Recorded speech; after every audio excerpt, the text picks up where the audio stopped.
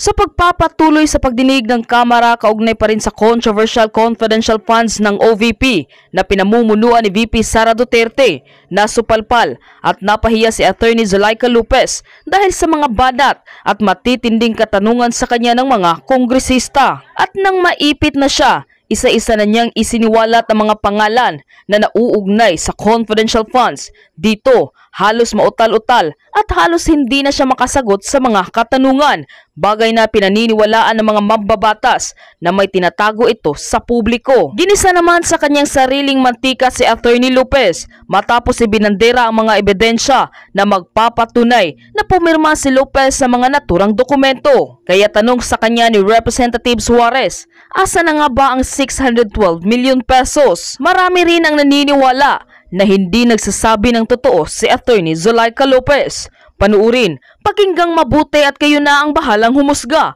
Ngunit bago tayo magpatuloy, huwag kalimutang i-like, share, subscribe, and click the notification bell for more updates and for more upcoming videos.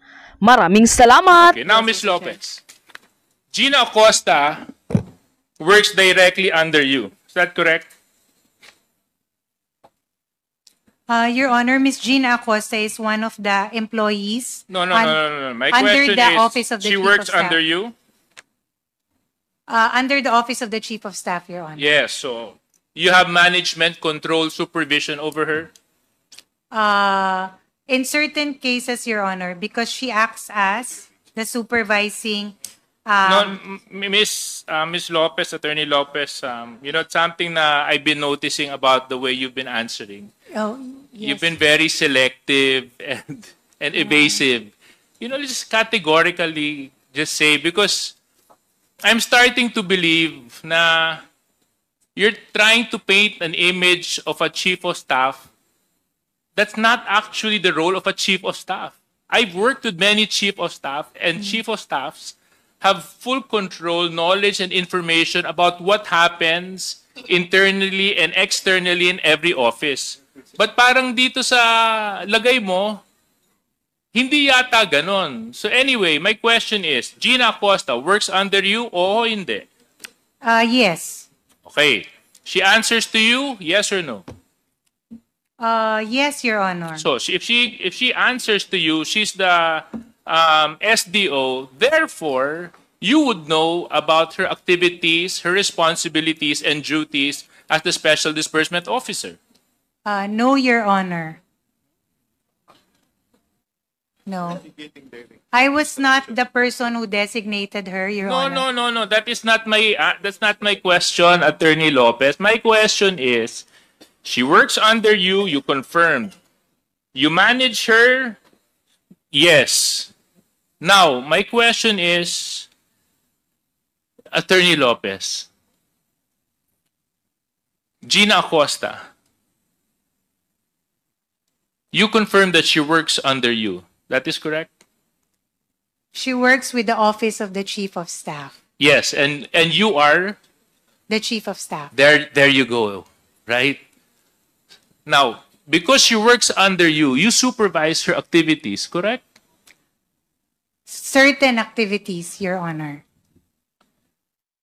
Why is it that somebody will work under you and you can only supervise certain activities? Because she works with the office of the Chief of Staff, Your Honor, as admin officer, not as disbursing officer. So I only have a direct hand in her work as an admin officer, which is personnel management. Kasi ang supplies sinabi ni and Attorney procurement. Sanchez, pagdating sa confidential funds, Attorney Lopez, matanong na kita, may information ka tungkol dito? Meron o wala? Wala po. Wala. Eh bakit sinabi ng katabi mo na pagdating sa confidential intelligence fund ng Office of the Vice President, tatlong tao lang ang may knowledge at information dito? Ikaw, Gina Acosta, at si Vice President Sara Duterte. Yan ang sinabi ng katabi mo. Here. So, please explain to me, why would the person beside you say that and you would deny that? Your Honor, I cannot answer. Are you gonna fire her too? I cannot answer for Director Sanchez, Your Honor. I know, can but only my answer for question myself. is to you, Attorney Lopez. She has that opinion. It's on record, under oath. 3 people have knowledge and information on the confidential funds. You, Gina, the person that works under you, and the Vice President. So why is it now that when I'm asking you, wala kang kinalaman? Your Honor, Mr. Chair, because that is the truth. I really have no personal knowledge as regards the matter of confidential funds. Okay. Kung talagang wala kang kinalaman, Attorney Lopez, sa utilization ng confidential funds, why is it that on April 19, 2024, where your signature is affixed to a document that was forwarded to COA, ikaw ang sumasagot sa Audit Observation Memorandum ng COA kung wala kang kinalaman sa confidential funds? Eh bakit ikaw ang sumasagot kung wala kang kinalaman? Your Honor, as I mentioned earlier, all external communications come from that Office of the I Chief know. of Staff. But Attorney Lopez, you're not making sense. You just mentioned that you have no knowledge and information about confidential funds, and yet, to the AOM of COA, ikaw ang sumagot. Your Honor, with all due respect, respectfully, even for other regular audits, ako po yung all external comms, I sign off on it. It's a And matter also, of course. Attorney Lopez, I'll bring you back to another document. August 21, 2024, muli na naman po kayong sumulat kay Chairman ng COA. At dito, sa laman po ng sulat ninyo, ipinapakiusap ninyo na kung maaari, wag i-share ang audit observation ng COA sa Kongreso. Noong August 13, 2024, nag-issue ang House Committee ng Appropriations ng subpoena, Duces Tecum, sa COA kaugnay ng COA Audit Report tungkol sa pondo ng OVP at DepEd. Matapos ang ilang budget hearing kung saan tinalakay ang paggastos ng OVP at ng DepEd Secretary ng pondong ito na umaabot ng 125 million pesos sa loob lamang ng labing isang araw. Totoo po ba ito?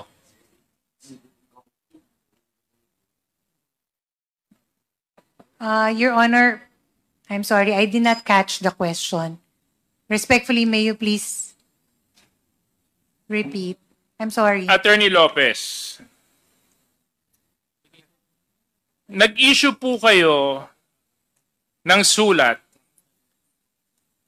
sa COA ng August 21, 2024. Tama po ba, mali? Yes, Your Honor. Ano po ang dahilan kung bakit po kayo sumulat sa COA?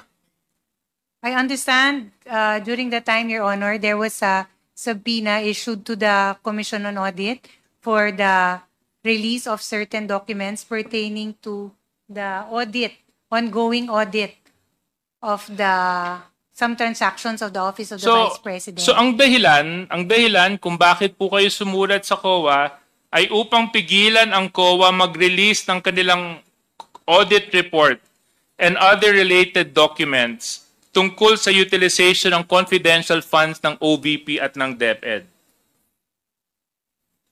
In your words, you said here, you are of the position that the subject subpoena should not be complied with.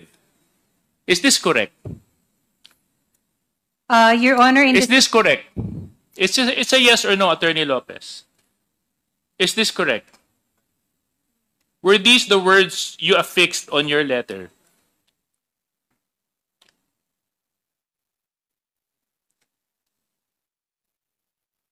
Your Honor, It's a yes or no, Attorney Lopez. Oo lang po at hindi. Nandito po yung copy ng sulat. Kung gusto niyo po, bigyan ko po kayo ng copy ng sulat ninyo. May I please At have saka a copy? nandito po yung signature ninyo sa kopya, sa sulat. Your Honor, respectfully, may I request a copy of the said letter? So I can... Comsec, can you please give this to the person who has lost her memory?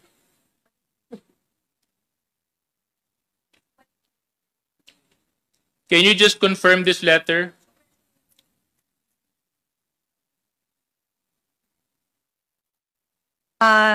Yes, Your Honor.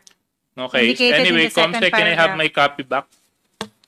Since she has confirmed the letter. Okay. Thank you.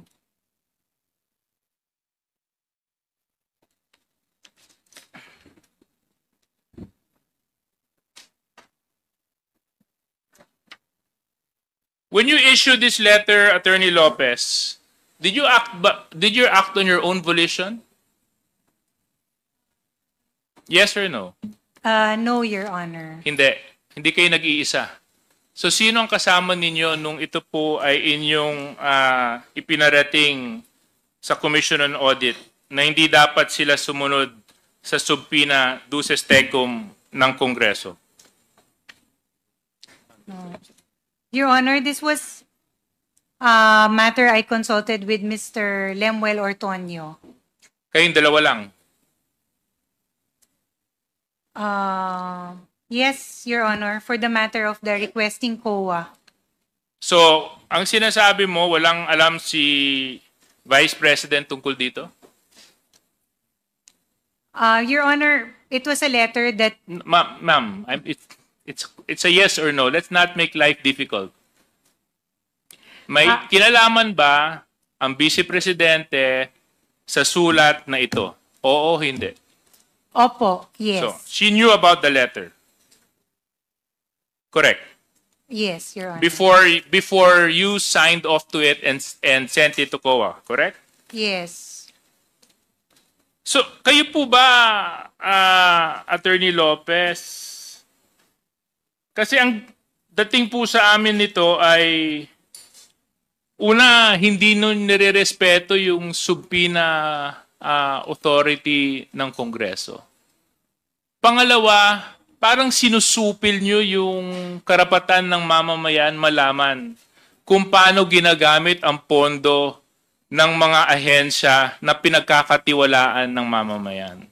Na pagdating sa oversight function ng mababang kapulungan at ng Senado, kung ito man ay kanilang gagamitin, ito ay hindi nyo kinikilala. Dahil sa sulat na ito, ipinapakiusap ninyo sa COA na huwag sumunod sa subpoena na in-issue ng Kongreso para hindi ibigay ang COA report sa Kongreso. At sa aking pananaw, this is one way of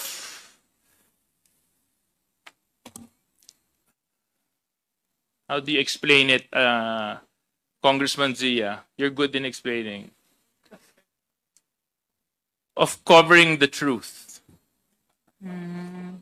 Tinatakpan ng katotohanan. Kasi kung wala naman kayong tinatago, di ba? Kung wala naman kayong tinatago, ba't nyo pa papakiusapan yung isang ahensya na hindi i-share ang mga dokumento patungkol sa isang investigasyon na isinasagawa ng isa pang ahensya? Di ba? Ngayon, Attorney Lopez,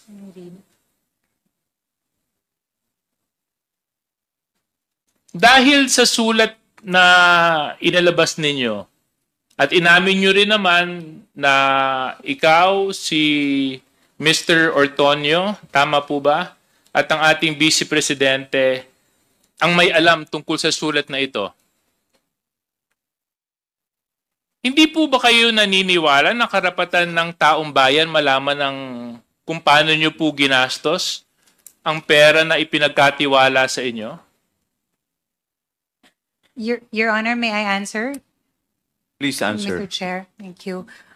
Respectfully, Your Honor, that letter does not in any way and seek to undermine the power of Congress as regards matters regarding to the power of the purse. It is not. It is simply a request from to the Commission of Audit, given that there is still an ongoing audit investigation. That's why we requested that since hindi pa naman po natatapos yung audit, hindi naman po din tama na ibibigay na muna yung ganong documents. With due respect also to the audit still being done at the Office of the Vice President. So yun lang po yung position namin. We do not seek to belittle nor undermine the power of Congress, Your Honor. That is the farthest Yes, and the least of our intention. But Attorney Lopez, that is not a call for you to make. Right? Your Honor, it was... Precisely because you are the agency that is being investigated. That's totally uncalled for.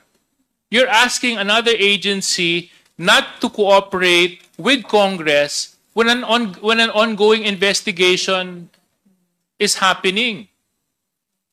That's suppression of the truth. At the very least, dapat hinayaan nyo na lang.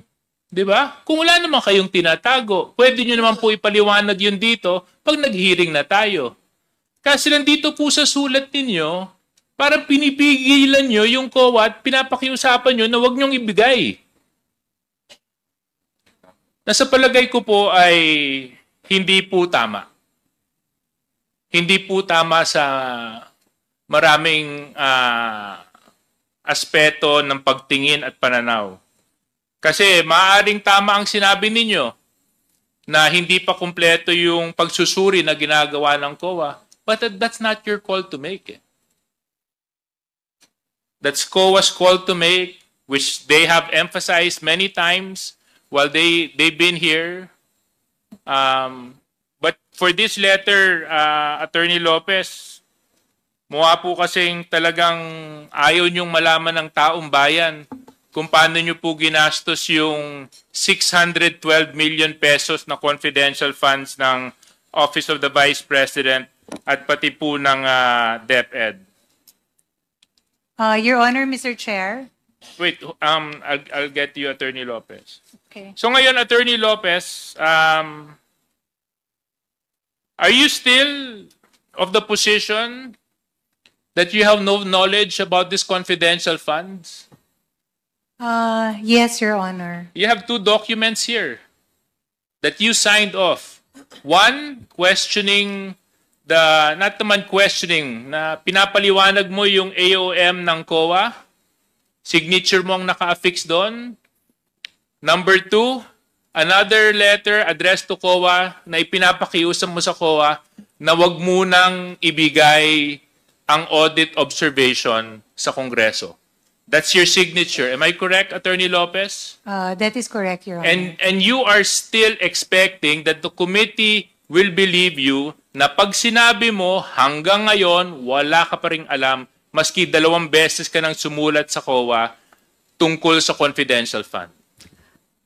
Your Honor, quick reading of the letter would indicate... No, that's my... anyway, Mr. Chair, I would just like to end my point because I don't think Attorney Lopez will cooperate with us anyway. I would just like to manifest those 2 letters are true. Those 2 letters cannot be denied. Her signature is on those 2 letters.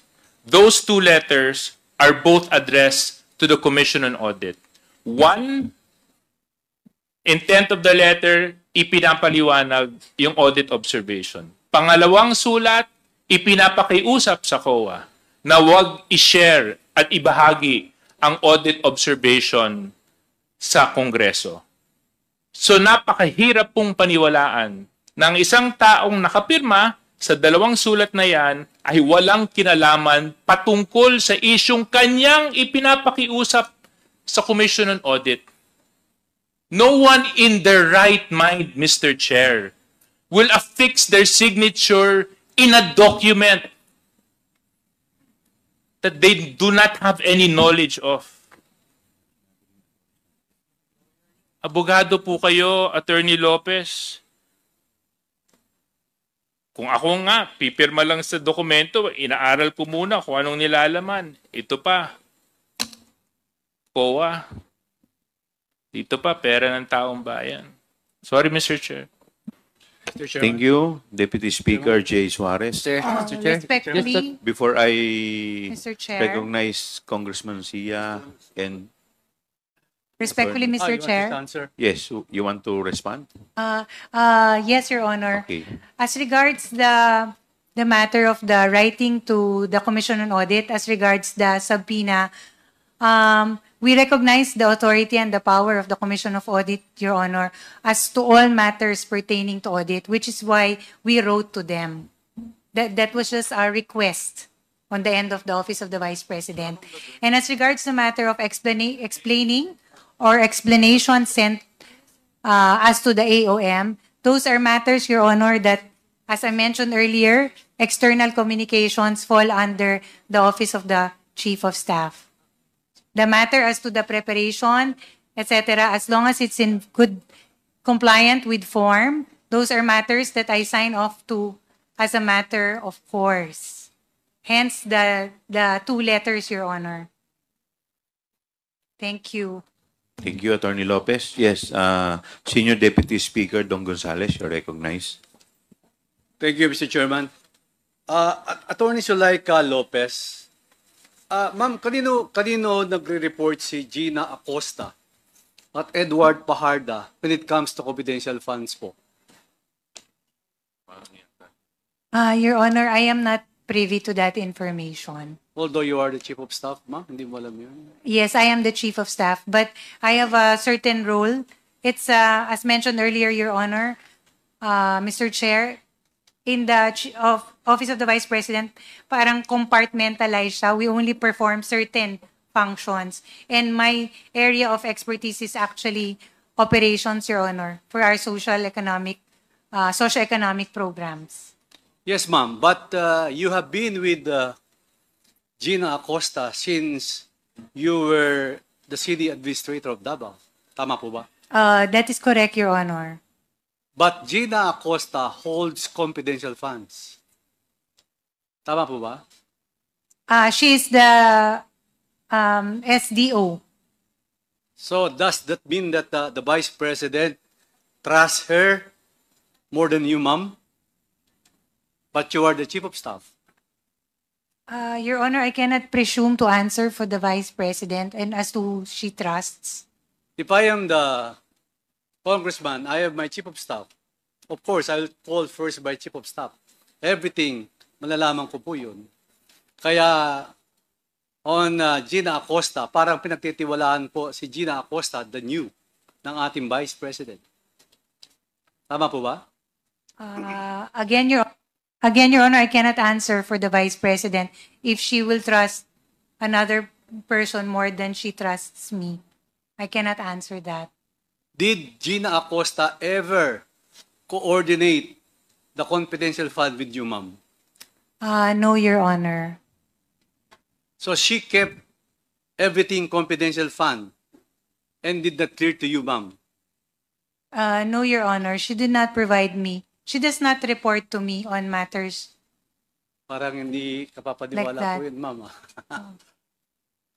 Your Pakiulit Honor, po. as stated earlier, Miss Gina Acosta is with the Office of the Chief of Staff. That is correct. She is our supervising admin officer. She is our OSH, our safety officer. She handles the personnelling and procurement of office supplies in the Office of the Chief of Staff, Your Honor. That is one of her many functions, and those are the functions that she reports to me. But as regards the disbursement, those are matters that I am not privy to, Your Honor. Thank you, Mr. Chairman.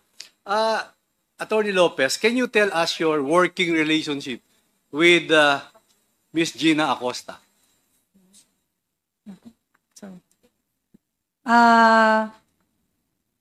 Professional, Your Honor. We have a professional working relationship. On the subpoena letter, why did you write COA not to comply with the committee subpoena, ma'am? Why did we write? Why did you write COA not to comply with the committee subpoena? Your Honor, that was the position of the Office of the Vice President, given that there was an ongoing audit of the funds being undertaken at that time. So we felt it was our position that masyado pa siyang, hindi pa siya, it's too early to be providing data because it is not actually final. That was our position, Your Honor. So, meaning to say, this is not obstructing the process from Congress, Attorney Lopez? Your Honor, that is the farthest from our intention. That's why we wrote, it is actually a recognition of the power of both Congress for the power of the purse and COA also for all things audit. That's why we wrote the Commission on Audit for this matter. It was simply a request, Your Honor, that they can approve or deny. I thought that you had nothing to do with the confidential funds. So what's the reason for the letter then, Attorney Lopez? What is the reason for the letter? Your Honor, as mentioned earlier, all external communications come from and emanate from the Office of the Chief of Staff. This was a matter that was raised by Mr. Ortonio, and when I also read the letter, I was of the position that tama naman yon kasi mayroon pang ongoing audit. So it is on this belief and our position that we wrote and requested from the Commission on Audit. So ngayon po, Mr. Chairman, naniniwala na kayo na you know very well what's going on with the confidential funds. Naniniwala na po kayo. You know everything. Your Honor, You know very well what's going on the confidential fund based on your answers and statement. Your Honor, it is really a response to the ongoing audit. Yun lang po yung role ko as Chief of Staff because all letters emanate from the Office of the Chief of Staff. And for reasons of parity, Your Honor, because we are writing the Commissioner, it is the highest official from the OVP who will have to sign off on the letter. Hence, it was signed as a matter of course. Your Honor. Thank you, Mr. Chairman. Mr. Chair. I receive a letter now. I receive a picture now from Butuan. Sabi nyo, nandun si SDOG na Acosta. Natanggap po akong picture, wala pong tao dun sa Butuan. Meron mga umiikot lang, mga ilang tao. Pero sabi nyo, may activities po sa Butuan. Mr. Chairman, could you please answer that? As of this point in time, walang tao po sa Butuan. Dun sa inyong opisina doon. Your Honor, Mr. Chair, I understand from the statement of Director Baloro that the event is in Hinoog. You told me that a simultaneous event. Opo. Wala pong tao sa Butuan. Hindi po sa opisina ng Office of the Vice President sa Butuan, Your Honor. It's in another area, which are... hindi po sa opisina. Meron po kaming opisina, Your Honor, Mr. Chair, sa Caraga. That is found in the city of Butuan. Totoo po yun. But the event, kasi simultaneous activities yan, Your Honor, hindi po siya nangyayari sa opisina, but on ground. Katulad ng sinabi po niya, Hinoog City and Magallanes. Anyway, thank you Mr. po, Chair. Attorney Lopez, Mr. Chairman. Mr. Chair, I was the one who asked that specific question. I asked him, where exactly are these activities happening now? And nang sabi po niya, I wasn't asking him about the satellite offices. I was asking him, where exactly in Caraga are these activities now happening today? So it's either you gave me a wrong answer or you're just lying. You tried to evade my question. I asked you specifically where particular areas in Caraga are this happening. Kasi nga wala dito si Ms. Gina, kasi dahil dun eh. Your Honor, And now you're telling us now, Mr. Chair, that you are referring to the location of your satellite offices? Mr. Chair. I was asking him about the satellite offices. I was asking him where exactly are these activities been going on today. It's happening. Mr. Chairman, Attorney Lopez, with your indulgence, are you not feeling well, ma'am? Are you okay? Your Honor, Kailangan mo ng therapist ba? Parang sakit yung ano. thank you. I have Masakit a po yung likod. back concern, Your Honor. I'm a scoliotic. So Okay. I requested the chairman actually early on that I be allowed to stand every 20 minutes because I cannot stay in one stiff position. Otherwise, my back will really, really hurt, Your Honor. And then I will have migraine. Okay. So that is the case. Okay, I will Chairman. move for 1 minute suspension. But before that, the next interpolator is I think, Mr. Chair, Congressman. let's with due respect to Yes. because ang sabi po ni SDS kanina, pinaano po nila, pina-verify nila, wala. And I think we need and we didn't answer. Kasi I wanted to ask Baloro, where exactly in Caraga are these activities being conducted today? Mr. Chair. Yes, please answer, Mr. Balor. Mr. Chair, I am confirming that there was an activity happened in Hinguog and in Magallanes and Butuan City, Your Honor. Yeah, but I have- tatlo. So I guess the kanina pina-verify and there was no activity. And anyway, at any rate, Mr. Chair, I just want to find out really kasi parang ang dami ng disconnect dito eh. We are not getting any Correct concrete answer. answers. Yes. Thank you, Mr. Chair. Mr. Chairman, Yes, Congressman. just short interjection. Director Boloro, Padu. do you confirm that indeed there is an activity there? Your Honor, yes, Your Honor. Because Can you provide us the proof? yes, Your Honor, I can provide you with a photo sent to me by my staff, Your Honor. Ngayon, Yes, Your Honor. saan? Sa Hinguog, Your Honor, in Magallanes and in Butuan City, in Caraga, Your Kompleto ba yun yung ano niya? Date? Yes, and Your time? Honor. Doon sa pictures? ATM, Your Honor. At the Oh, di- moment. At the moment. At ngayon? Yes, Your Honor. Okay. I can share it to the Okay. committee, Your Mr. Honor. Chairman, may we direct the COMSEC to secure that video or photos? Okay, Comsec, please. Then, Mr. get the Chairman, photo. ganito lang po, Director. Alam ko po si Attorney Lopez, yung direct principal ni Acosta. But in this case, this is kasi an activity in which you're the one who supervises this all this activity, di ba? Tama? Yes, Your Honor, under the satellite. Do you have a number of Acosta? I'll check it here, Your Honor. Do you please check from your staff in the area if Miss Acosta is present? I'll do it, Your Honor. Please. Thank you. Before the end of this hearing, dapat alam na natin. Kung nandun siya, wala. I'll check it, Your Honor. Thank you.